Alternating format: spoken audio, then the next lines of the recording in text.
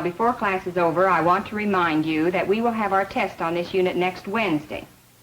This test will be based on the work of the past 6 weeks. Next Wednesday? I would advise you to pay Silas Marner, Julius Caesar, and the Idols of the King.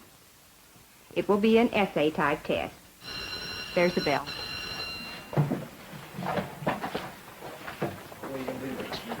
Fred, could I see you a moment, please? Sure. You looked a little startled when I mentioned the test for next week, Fred. No, I was just thinking about how much work I have to do between now and Wednesday. You shouldn't have too much to do. You've been keeping up with your work. Your notes are in pretty good shape, aren't they? No, I hope so. I can tell by your contributions in class that you've been understanding the material as we've gone along, haven't you? Yes, it's plain as day when you're talking about it in class. That's what makes me concerned about the difficulty you've had with the last test. Do you have any idea why you're having trouble with the tests? Gee, I don't know. I clutch or something. That's what I thought. I can remember having the same trouble when I was in high school. But I think I know what caused it. Suppose I tell you how I think you're probably going about preparing for a test. When the test is first announced, you go home and get ready to do some reviewing. If what you need to review is in the textbook, you open your textbook, read for a few minutes, and then you close the book. You get restless and decide to postpone it for a while. After all, there's still a lot of time, you say. Day after day, you worry about the test, but you don't do anything to prepare for it. Until the night just before the test. Then you try to cram all of the facts into your head in one frantic study session. By the time you arrive in class for the examination, you're worn out because you've been up half the night cramming. You're tense and nervous, unsure of yourself. When the tests are passed out, you start writing your answers without really analyzing the questions. You just want to write everything down before you forget it. Of course you don't do as well as you should. And the grade you receive isn't a good indication of how much you know or of your ability to understand the subject. Am I right, Fred? And that's about it. But I'm not going to wait around at the last minute to start reviewing for this test. That's good, Fred. Now, let me tell you some things that will help you get ready for and take any test. Maybe tests aren't popular, but they are necessary and justified. They help you to sum up what you have learned, and they let you know how well you're doing. They also help your teacher to know how good a job she's doing, whether she's getting the information across to you. When a test is announced, begin preparing for it right away, even while you're still in class. Listen carefully to the teacher's explanation of what the test is to be about, what it's to cover. Write this down in your notebook for reference in your reviewing. Begin reviewing by checking your notes and textbooks for the important points that will be covered by the test. Organize those main points and ideas so you'll remember them. Make sure you've mastered any new words, terms, and formulas in the material. You may find it helpful to get together with a classmate and practice asking and answering questions that might be asked. If you start reviewing soon enough, you'll have time to build up your confidence, and you won't have to cram. You'll get the material sorted, filed, and organized. Last-minute cramming will do just the opposite. It takes time to learn, organize, and relate. Don't panic.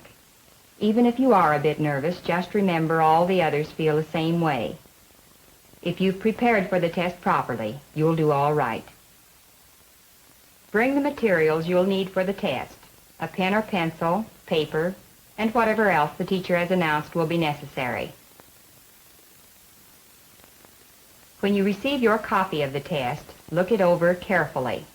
What are you asked to do? What kind of test is it?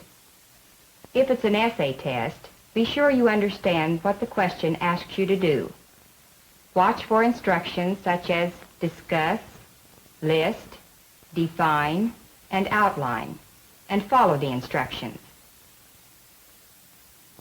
Decide how much time you can give in answering each question and make yourself a timetable.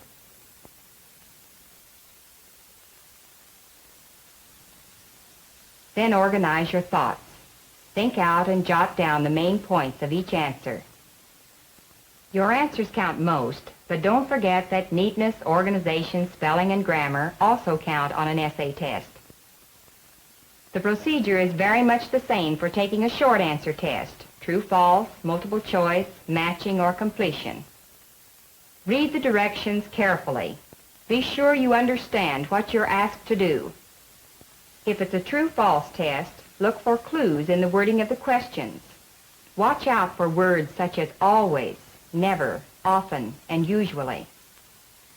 The teacher isn't trying to trick you, but those words will influence your answer. If it's a multiple choice test, weigh your answers carefully. Mark the choice that is the best answer. If a question stumps you, skip over it and come back to it later. Answer as many questions as you can as fast as you can. Then come back to the questions you skipped over the first time.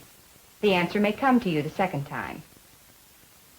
If you have any time left, check your answers and make sure you have answered every question to the best of your ability.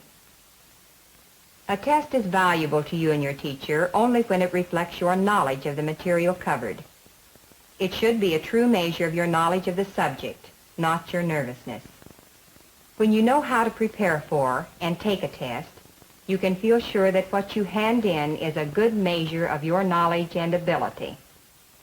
Give it a try, Fred, and see if it doesn't result in an improvement. Well, I don't have much to lose.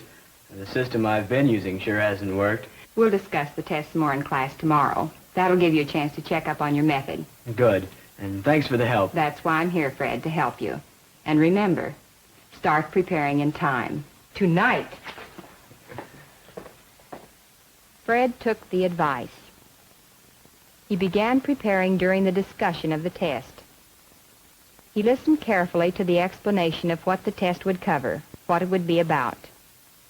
Fred didn't panic as he reviewed for the test. He started in plenty of time to build his self-confidence, so he didn't have to cram. He used his notebooks, textbooks, and other reference materials to review the main points of the subject matter.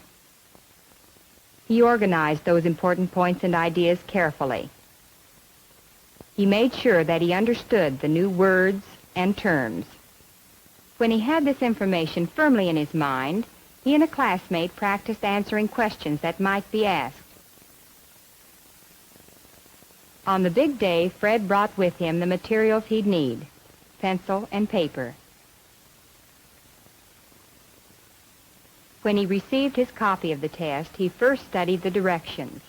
He knew what kind of test it was, what he was asked to do. He decided how much time he could spend in answering each question, and then, before he wrote anything, he organized his ideas and made a rough outline. Fred gave consideration to neatness, organization, grammar, and spelling as he wrote his answers.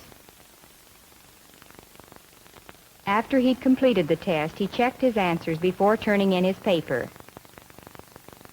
And when he finished, he knew that he'd answered the questions to the best of his ability, and without the panic and confusion which had troubled him in the past. The proof that this method was superior came when Fred's test paper was returned. His new system had paid off. Tests play an important part in your education. They help you to fix what you learn, and they help your teacher to know how well you have learned. They help her to know how well her teaching gets across. And learning how to prepare for and take tests not only helps you learn, but also ensures that what you put down on a test is a fair and accurate indication of what you know and can do.